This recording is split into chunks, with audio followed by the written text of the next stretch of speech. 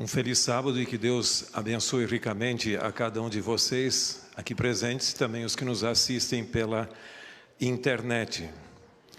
Quando o pastor Barroso me convidou para falar, eu perguntei qual o tema que você gostaria que eu abordasse. Ele disse, veja, é à vontade, mas nós estamos tratando do estilo de vida. Espero que eu tenha entendido bem.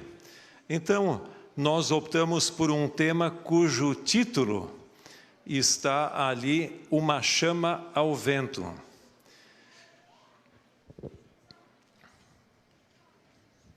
Vamos só ver se... Ok. No dia 29 de julho de 1981, ocorreu na famosa Catedral de São Paulo, em Londres, aquilo que foi considerado o casamento do século. E era o casamento entre o príncipe Charles e a Lady Diana Spencer. Naquela cerimônia, 3.500 convidados estiveram presentes, mais 750 milhões acompanharam na época pela televisão aquela grande festa, aquela grande cerimônia. O casamento, aliás, nesse casamento a noiva estava vestida, e normalmente as pessoas lembram que o casamento é da noiva, o noivo nem conta praticamente, né? E o comentário é se o vestido da noiva é bonito ou não é. Eu acho que isso é uma forma de discriminação, ao inverso, mas de qualquer maneira, o vestido da noiva se tornou um dos mais famosos de toda a história humana. Não estou dizendo mais caro, mas um dos mais famosos.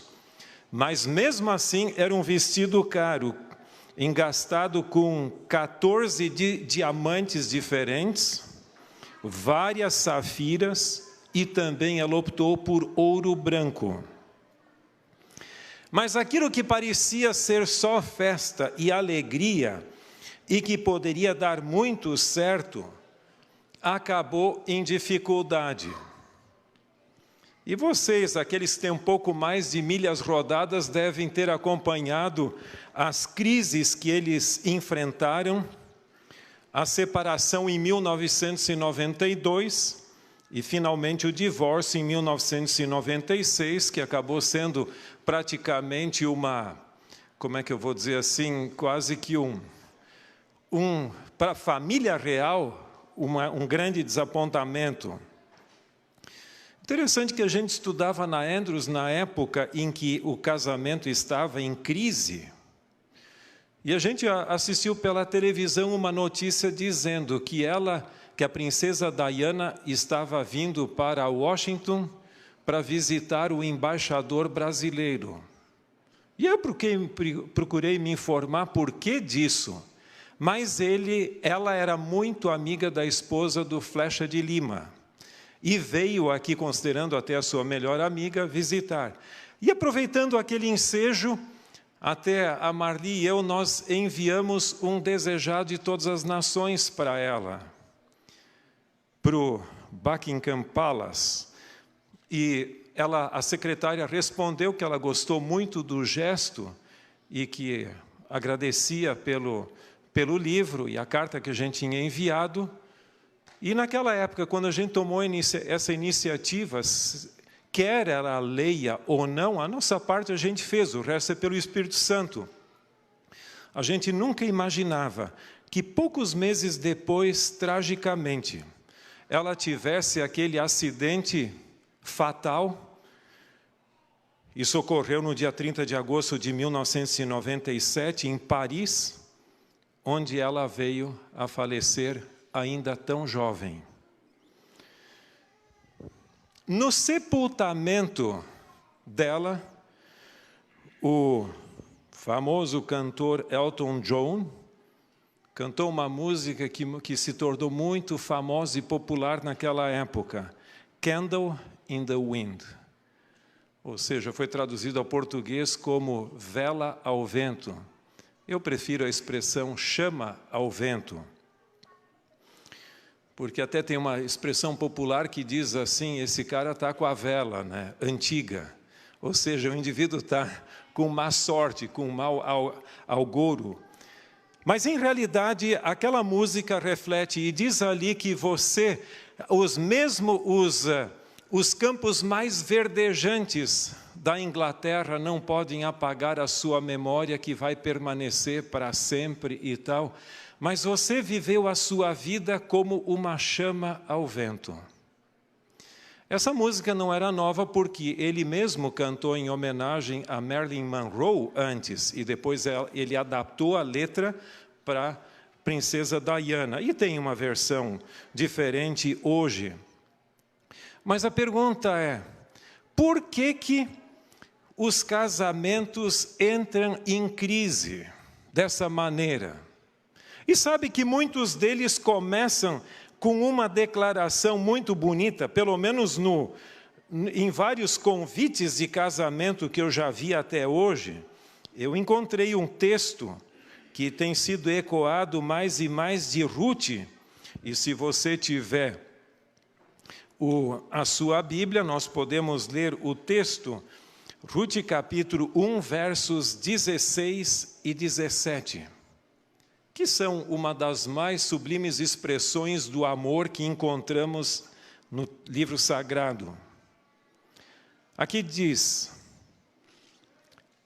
falando Ruth, não me instes para que te deixe e me obrigue a não seguir-te, porque onde quer que fores, irei eu, e onde quer que pousares, ali pousarei eu. O teu povo é o meu povo, o teu Deus é o meu Deus. Onde quer que morreres, morrerei eu, e ali serei sepultada. Faça-me o Senhor o que bem lhe aprouver, se outra coisa que não seja a morte me separar de mim. Os casamentos começam para perdurar para sempre, e se faz até o voto, etc. Mas em muitos casos parece que a chama do amor vai cada vez declinando e finalmente se extinguindo. E aqui vem uma pergunta crucial. Se o amor, de acordo com o texto sagrado, é tão forte como a morte, e Paulo acrescenta que o amor jamais acaba, por que o amor de muitos relacionamentos acaba esfriando e se apagando? Veja, eu não tenho respostas para tudo isso, porque assim como o amor é praticamente um mistério, também eu creio que o desamor acaba sendo uma tragédia que nem sempre se explica. Mas eu gosto de duas expressões de autores diferentes. Teresinha Feres Carneiro, ela uma vez na revista Veja declarou: o casamento deixou de ser uma função social para se tornar uma fonte de gratificação pessoal. Então essa história de eu entrar no casamento para fazer o possível para tornar o outro, o meu cônjuge, feliz, parece que desapareceu. E a coisa hoje é, eu quero saber no que esse casamento vai me beneficiar e me tornar feliz. Ora, se eu quero ser feliz, busco a minha felicidade e o cônjuge busca a dele, nós dois não vamos ser felizes. A única coisa é se eu entro de uma forma altruísta. E na época em que a Marli e eu, nós éramos namorados, lá no antigo IAE, hoje o NASP São Paulo, uma vez a gente assistiu uma palestra do professor Gerson Pires de Araújo, que talvez alguns conheçam, onde ele disse uma coisa que ficou gravado na minha mente. E em mais detalhes, foi ainda na capela, no auditório da ACART, ou seja, da Escola de Música. E ele disse o seguinte: eu amo a minha esposa porque eu quero amá-la. Se eu não quisesse, eu não a amaria. Sabe que pode ser, são palavras bem simples, mas que têm uma tremenda lição. Em outras palavras, isso significa que a vontade é soberana a muitas coisas. Algumas pessoas creem que as emoções são soberanas. Não necessariamente. E nem mesmo a razão. Porque se eu não quero crer, você pode fazer o que quiser e eu não vou crer. Agora também, se eu quiser crer, você pode tentar me dissuadir e não vai conseguir. Então não se esqueça que a vontade é soberana. Mais do que a razão e do que, em muitos casos, até mesmo as emoções. O amor precisa realmente ser alimentado. Agora, o ponto, com base no título que nós colocamos e aproveitando o ensejo daquela música, Candle in the Wind, eu gostaria de destacar que as famílias e os casais são como chamas ao vento. E que ventos têm soprado, ou que tempestades contra as famílias hoje? Agora, quando uma chama está ao vento, depende de duas coisas. Ou o vento é mais forte que a chama e acaba apagando a chama, ou a chama é mais forte do que a brisa ou o vento que está soprando. Aí vai depender tudo de como as coisas estão nessa disputa. Eu gostaria, em poucas palavras, de mencionar 6 grandes vendavais que estão soprando, que sopraram ao longo dos tempos, aí nos últimos 200 anos, e que de uma forma ou outra têm afetado a família contemporânea. Nas sociedades pré-industriais, as famílias moravam juntas, todos os membros das famílias comiam juntos, trabalhavam juntos, colhiam juntos, brincavam. O lazer era praticamente 25 horas por dia, 8 dias por semana. O tempo todo. E aquilo era uma oportunidade, lógico, eles compartilhavam os bons momentos, os momentos de frustração, eles brigavam também, etc. Não é dizer que não existe nenhuma família perfeita nesse mundo, quem sabe só a sua. Mas, de qualquer maneira, eles conviviam juntos e os laços familiares eram bem sólidos e difíceis de serem rompidos. Mas o tempo foi passando e o modelo da família foi se alterando também. E um dos primeiros grandes vendavais da nossa cultura ocidental que começou a soprar foi a Revolução Industrial. Na Revolução Industrial, que começou na Inglaterra e se estendeu logo para França e Alemanha e outros países também, começaram a surgir os grandes monopólios, as grandes fábricas, naquela época muito insalubres, ou seja, não era um ambiente adequado com todo o oxigênio, com todo o que nós esperaríamos hoje. Ao mesmo tempo, a jornada de trabalho eram longas, e estas fábricas, como não eram muitas, não estavam localizadas necessariamente ao lado de casa, eram em lugares distantes. Então, a Revolução Industrial contribuiu para tirar membros da família, principalmente o pai e os irmãos mais velhos, e levar para o ambiente da fábrica. E praticamente rompeu com esse modelo de família junto. Com 12 a 14 horas de jornada de trabalho por dia. Talvez em alguns momentos eles conseguissem se encontrar, mas a Revolução Industrial gerou forma de receber algum auxílio financeiro para sustentar a família, mas separou os próprios membros da família. Um segundo vendaval que tem soprado e que começou há muito tempo atrás, e normalmente se data de 1848, a primeira revolução começou industrial no final do século XVIII, e agora nós temos a Revolução Feminista. Em Seneca Falls, na metade, em julho de 1848, ocorreu numa capela metodista, que é um museu que você pode visitar hoje, ali tem as ruínas daquela capela ainda, uma famosa convenção de 2 dias, onde mulheres se reuniram ali para discutir os seus direitos. Lembram-se que até então as mulheres não tinham nem direito de votar. Ensino superior. Não podiam defender a sua própria causa ou discursar publicamente em favor dos seus direitos. Então, naquela ocasião, essa reunião que ocorreu ali, a tentativa foi realmente de que buscar os direitos, poder votar, poder se expressar e também conseguir ensino superior, etc., etc. Esse movimento ajudou muito a superar a discriminação feminina que ocorria em muitos lugares. Não é dizer que hoje não continua ocorrendo em alguns lugares, mas aquilo ajudou. Mas à medida que o tempo foi passando, o elemento negativo também começou a surgir.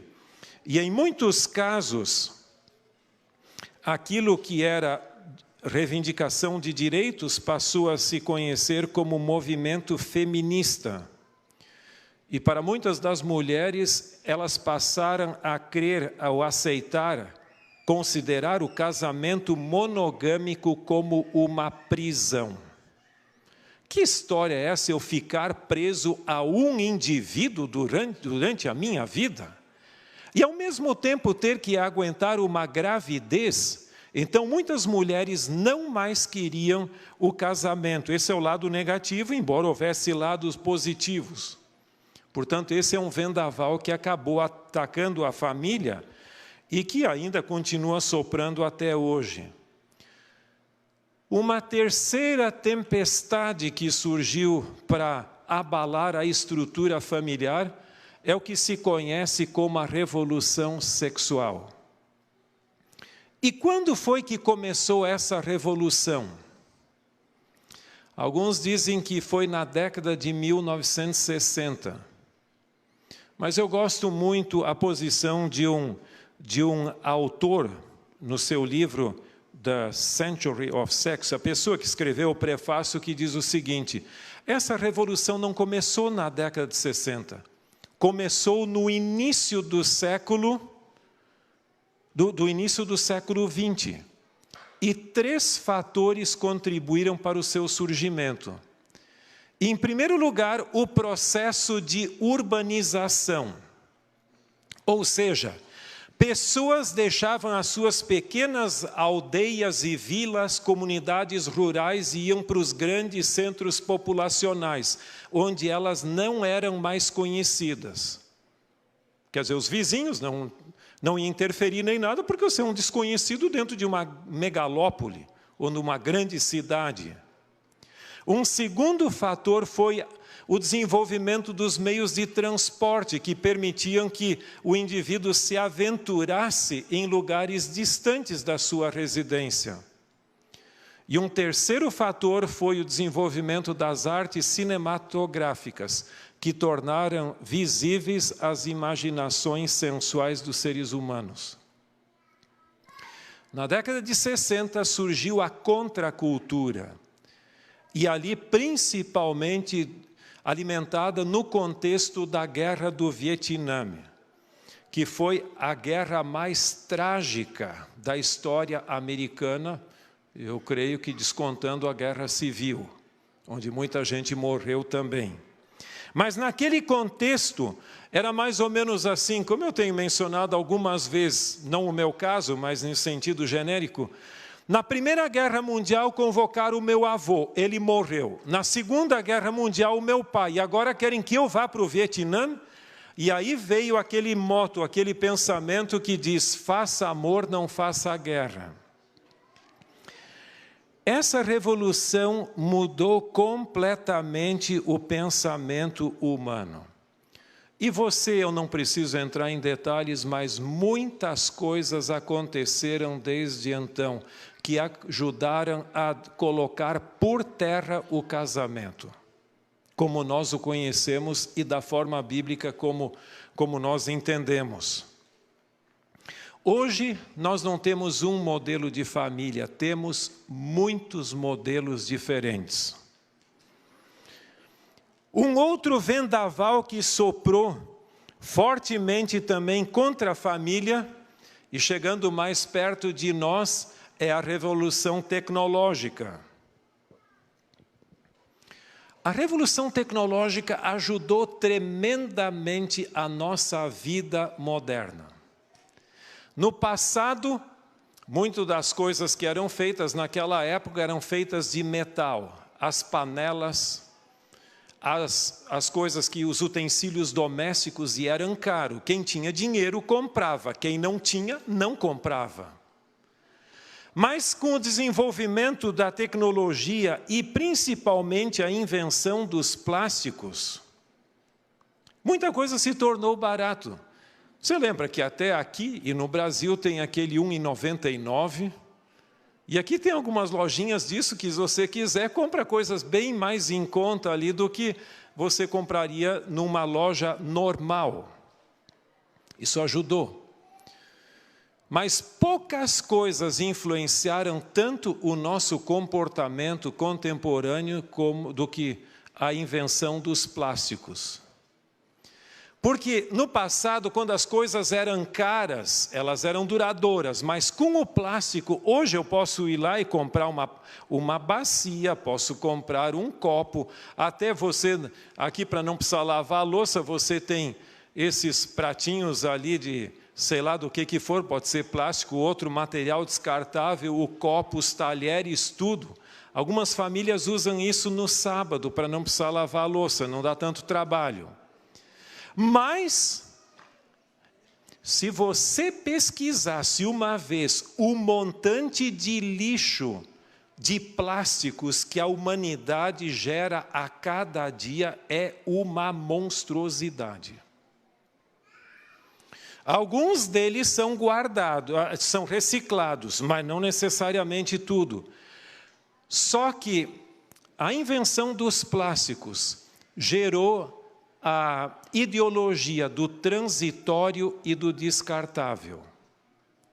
Assim como eu descarto coisas, eu descarto pessoas. Você é útil para mim enquanto eu posso lhe usar. Depois que eu não posso mais tirar vantagem de você, saia do caminho que eu vou lhe substituir por alguém outro. Tanto é que isso desenvolveu até o que se chama de a cultura do divórcio. Isso é parte da nossa estrutura, porque nós somos descartadores e simplesmente tiramos as coisas do caminho. É interessante, há muitos anos atrás eu assisti uma vez uma entrevista, eu não lembro com quem era, uma apresentadora brasileira, e ela falava sobre a história do coador de café na cultura brasileira. E ela dizia que, na cultura brasileira, o café é quase que como um ritual sagrado. Cada manhã, a mãe ou a avó ou outra pessoa pegava o coador de tecido, colocava dentro o café, a água quente, e o aroma impregnava toda a casa. Depois, aquela borra era jogada no lixo, o coador, que era de pano, era lavado, colocado para secar e usado na próxima ocasião, que podia ser o mesmo dia ou o dia seguinte. E esse coador era importante porque ele era um membro da família. Mas os tempos mudaram e os coadores hoje são de papel. Então, você usa e põe no lixo, e as pessoas ficam chateadas se você deixa aquela meleca em cima da mesa, porque o lugar do coador é na lixeira e não em cima da mesa. Assim como nós descartamos coisas, nós descartamos pessoas também. Uma quinta revolução que mudou significativamente o nosso relacionamento humano e relacionamento como família é a revolução cibernética, ou seja, a revolução das comunicações, da maneira como nós nos comunicamos. Alguns definem cibernético como relacionamento do ser humano com a máquina. Mas, de qualquer forma, essa revolução ajudou com que nós conseguíssemos reatar amizades que já se foram há tempo. As mídias sociais vão mudando, mas você já percebeu, por exemplo, que amigos que a gente nunca mais tinha encontrado, você encontra no Facebook ou outra rede social e você...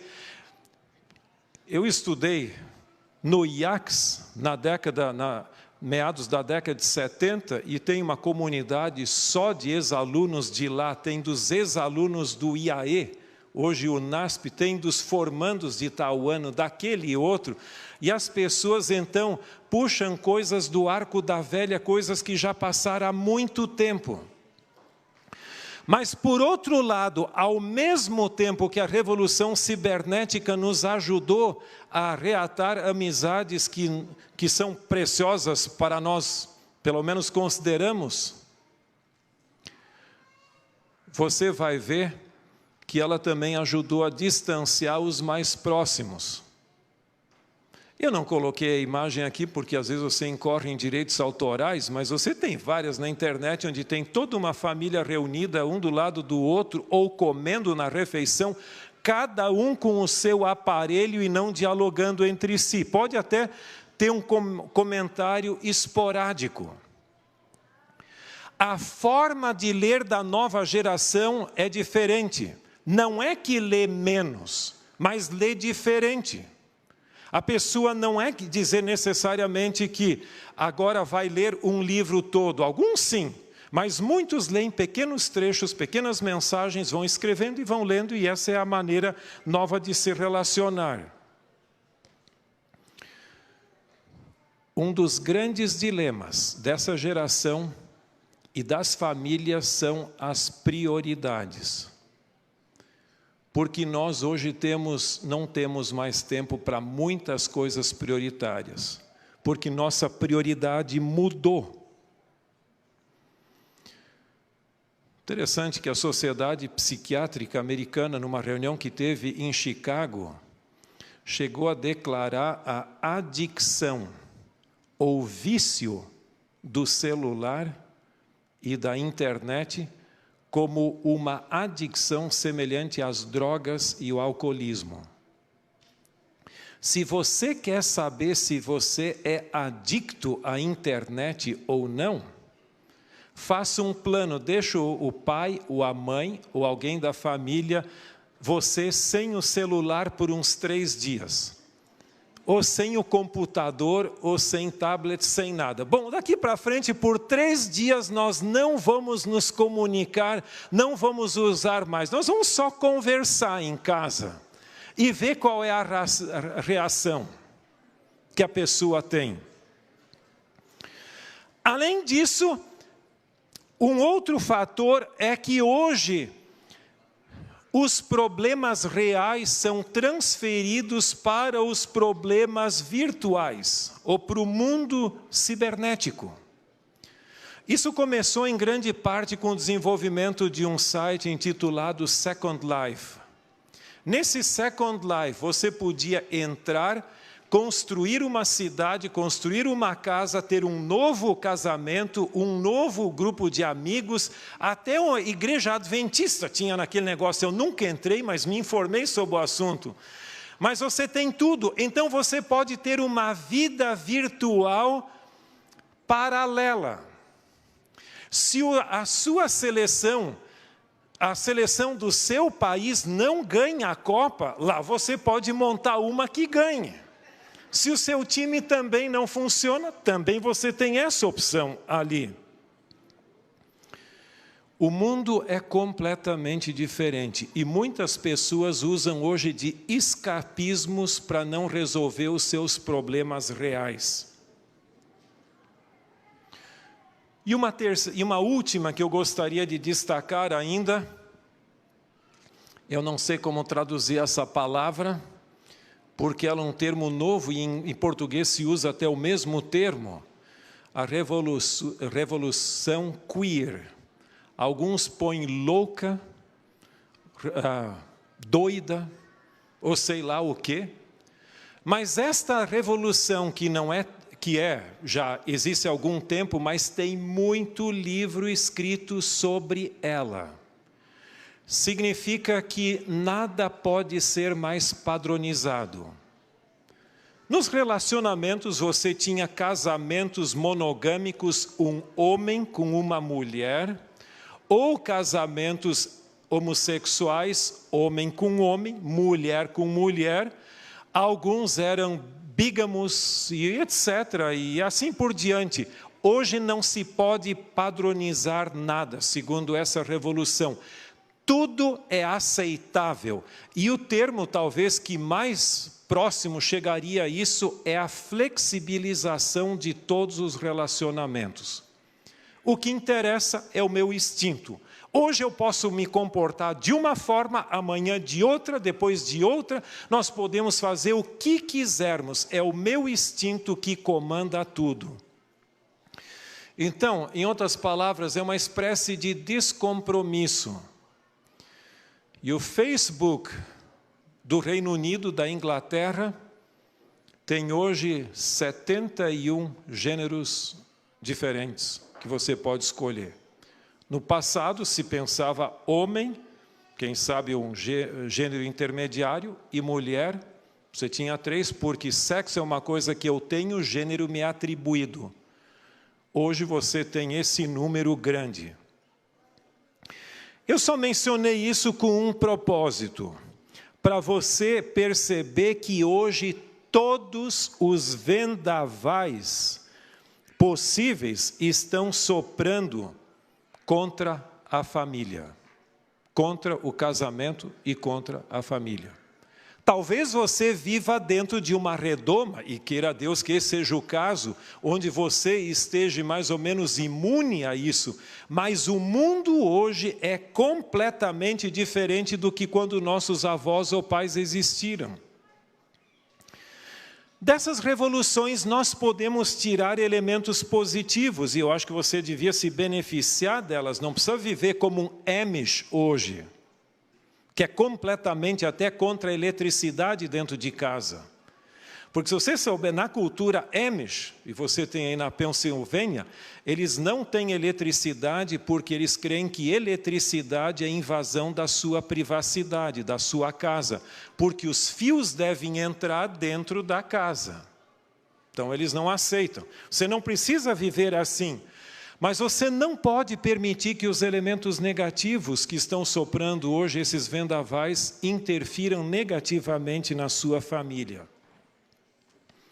Eu pessoalmente creio que é muito importante, como família, sentar e discutir o que de positivo nós podemos tomar e o que devemos filtrar. Agora, tem um ponto que eu acho muito interessante. Se você estudar a história das grandes civilizações do mundo, você vai ver que nas civilizações onde as famílias se desintegraram, as civilizações também deixaram de existir. Elas fracassaram.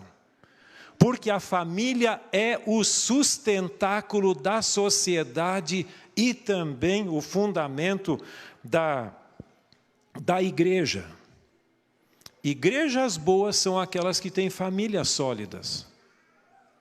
É certo que muito não depende de você, mas o que depender de você, talvez você poderia fazer algo. Quando eu era estudante no IACS, o nosso preceptor, isso foi, como eu mencionei, já na metade da década de 70, nosso preceptor mencionou que Ruth Graham, naquela época, já havia dito que se Deus não destruir o mundo dentro em breve, terá que pedir desculpas a Sodoma e Gomorra. E essa é uma declaração autêntica, eu fui atrás dela. E ela costumava dizer isso. Se naquela época essa era a realidade, o que você me diz de hoje? Muita coisa mudou desde então. Não se esqueça que naquela época não existia internet popular, era restrita aos militares, praticamente. Agora, conhecendo que nós estamos vivendo em tempos difíceis, semelhantes aos que antecederam o dilúvio, eu gostaria de chamar a sua atenção para 2 textos bíblicos que são muito importantes para as nossas reflexões finais. E ambos estão no livro de Malaquias, o último livro do Antigo Testamento. E que eu creio que é um tesouro esse livro, tem muitas coisas interessantes, não apenas quanto o dízimo. Na mente de muitas pessoas, quando se lê esse livro, se pensa em dízimo.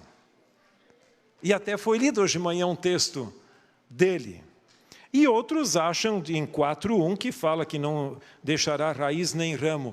Mas aqui você tem um dos apelos mais eloquentes da Bíblia quanto ao casamento, à fidelidade conjugal e ao relacionamento familiar. O primeiro texto, Malaquias 2:10-16, aqui nos fala, nós vamos só destacar algumas expressões, mas aqui nos fala contra a infidelidade conjugal. E aqui tem um apelo muito grande onde diz que o Senhor vai destruir o mundo e aqueles que são infiéis. E também diz aqui que nós devemos cuidar e sermos leais. Veja o final do verso 15. Portanto, cuide de vós mesmos, e ninguém seja infiel com a mulher da sua mocidade. O que significa esse cuidar de nós mesmos? Eu creio que nós devemos buscar a fidelidade em nós mesmos. Eu creio que nós não devemos buscar só a fidelidade social e física, mas ela começa pela fidelidade mental. Quem é fiel mentalmente, dificilmente vai ser infiel socialmente e matrimonialmente. Portanto, essa é a dimensão da nossa luta. Porque tudo depende, o ser humano é tal qual são os seus pensamentos. E essa é a dimensão que cada um de nós deveríamos salvaguardar. Guarda o teu coração, que diz o texto? Sinônimo de mente, porque dele procedem as saídas da vida. Eu mencionei já várias vezes, vocês devem ter ouvido isso. O que seria de nós se nossos pensamentos fossem audíveis? E por onde a gente andasse, as pessoas ouvissem o que a gente está pensando? A nossa máscara provavelmente cairia. Mas eu faria um apelo. Se você é tentado mentalmente, lute nessa dimensão e não permite que os seus pensamentos o conduzam pelo mau caminho, porque provavelmente você não vai resistir. Mas depois tem um segundo apelo interessante, que é Malaquias capítulo 4, e aqui nós temos os versos 5 e 6. E é o final do Antigo Testamento. Eis que eu vos enviarei o profeta Elias, antes que venha o grande e terrível dia do Senhor. Ele converterá o coração dos pais aos filhos, e o coração dos filhos a seus pais, para que eu não venha e fira a terra com maldição. Você percebe que até o texto bíblico tem um lampejo de que se isso não acontecer, se a família se desintegrar, Deus ferirá a terra com maldição? Para que isso não aconteça. Esse texto é muito difícil. Nós sabemos que o profeta Elias teve um cumprimento parcial em João Batista. Jesus mesmo disse que ele veio no espírito de Elias. Mas aqui fala antes do grande e terrível dia do Senhor, que sempre se refere ao final dos tempos. Nós vivemos hoje numa profunda crise de gerações, conflito de gerações. Os filhos não falam a linguagem dos pais e nem os pais a linguagem dos filhos. Interessante que uma vez eu assisti um programa, e eu já mencionei isso aqui antes, mas não importa, talvez alguns não ouviram. Uma vez eu assisti um programa, uma entrevista no programa Roda Viva, da TV Cultura, com um famoso professor que havia sido professor há mais de 30 anos do MIT, Massachusetts Institute of Technology. E perguntaram para ele várias coisas, e uma delas é: e o que você tem a dizer sobre cultura? Ele disse, muito simples: sempre ao longo da civilização humana, os pais educavam os filhos. Na nossa cultura, nós fazemos isso, não fazemos aquilo, fazemos isso, aquele outro, e colocavam os parâmetros comportamentais.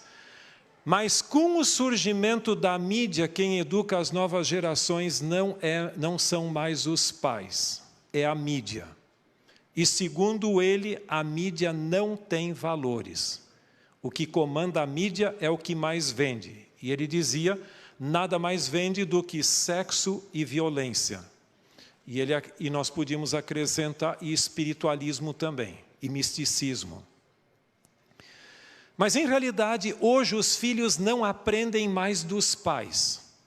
Porque a mãe tem um conhecimento limitado. A nova geração, ela aprende principalmente com uma coisa que se chama YouTube. Eu entro lá, assisto um pequeno programa e a explicação que é dada ali é muito mais convincente do que o meu pai, que é obsoleto, nasceu sei lá quando, e a minha mãe. Agora, como podemos nós, numa geração onde os pais são considerados obsoletos e os filhos são considerados como rebeldes pelos pais, ter essa união outra vez? Não são meia dúzia de palavras que resolvem isso. E talvez eu esteja mais levantando o problema do que solucionando. Mas eu só lhe digo uma coisa, esta é a mensagem bíblica que nós teríamos que harmonizar. Quem sabe pais mais informados, filhos mais obedientes, mas de qualquer forma, nós vivemos num mundo que está caminhando mais e mais para a desintegração da família. E a nossa missão, se nós nos considerarmos como mensageiros semelhantes a Elias na sua época e nós em nossa geração, essa deveria ser uma nossa prioridade, tanto em casa como na igreja. Você sabe que as tentações no Jardim do Éden, a tentação era geograficamente delimitada. Ela estava na árvore da ciência do bem e do mal. Com a queda, ela se generalizou. Mas por muitas décadas e séculos e milênios, pelo menos as casas do povo de Deus eram tidos como redutos. Tanto é que a gente falava em sair das cidades para não ficar exposto ao ambiente das cidades, porque era geograficamente delimitado. Hoje, tudo que é bom e tudo que é ruim desse mundo eu tenho dentro desse aparelho. E posso acessar o que você imagina e não imagina. Portanto, a tentação está comigo, não só dentro de casa, mas está no meu bolso ou onde eu ando.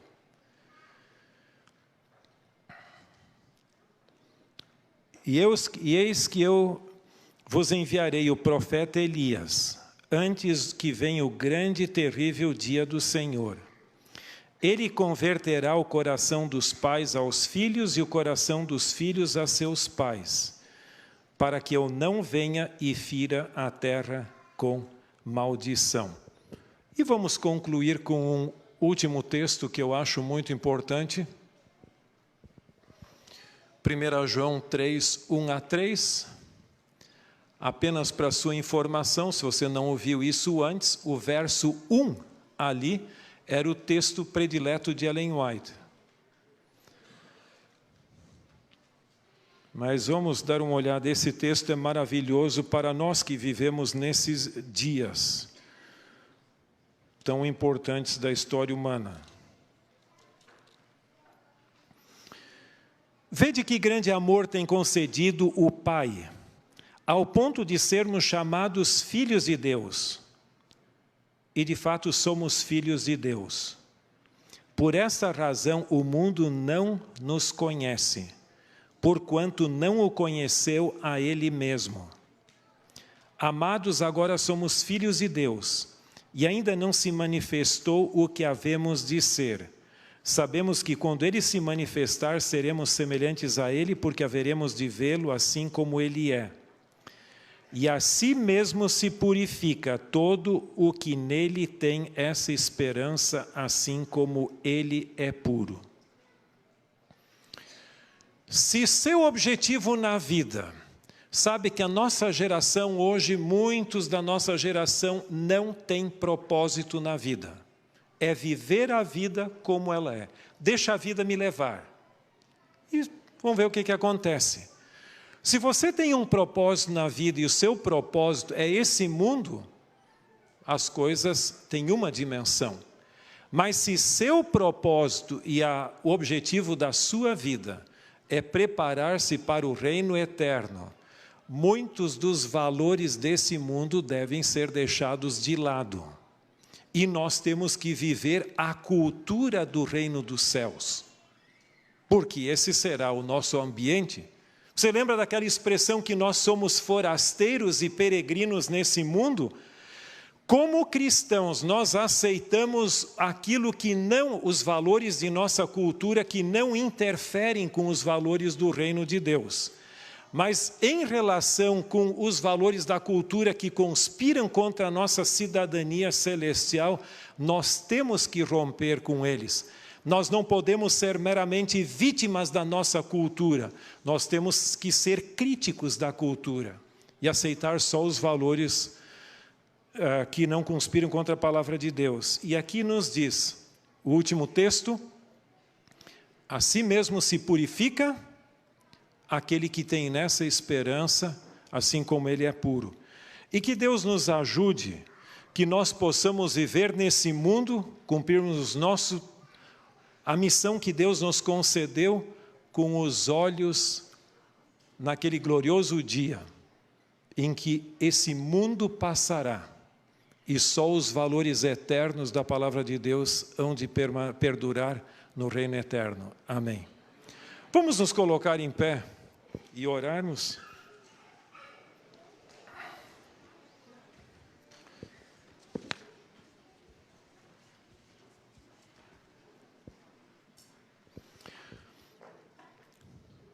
Querido Pai que estás nos céus, nós agradecemos por esse dia de sábado que nos concedes, pelos momentos que passamos juntos aqui, e depois de refletirmos sobre desafios e problemas que enfrentamos nesse mundo, que Tu possas conceder um propósito especial na vida de cada um de nós, e também determinação, poder para rompermos com as dificuldades, e que todos juntos, como indivíduos, como família, possamos viver a vida cristã. E que quando o Teu reino eterno for estabelecido, todos os membros de nossa família estejam juntos, sem que ninguém fique para trás, mas que possamos então viver as alegrias da eternidade para sempre contigo. Tu conheces cada coração com suas tentações, quem sabe alguns lares em dificuldade, mas Senhor, dê uma bênção especial a cada um individualmente e que possamos sair daqui com novos propósitos, determinações e com a certeza de que Tu nos darás forças para vivermos de acordo com os Teus ideais, em nome de Jesus. Amém.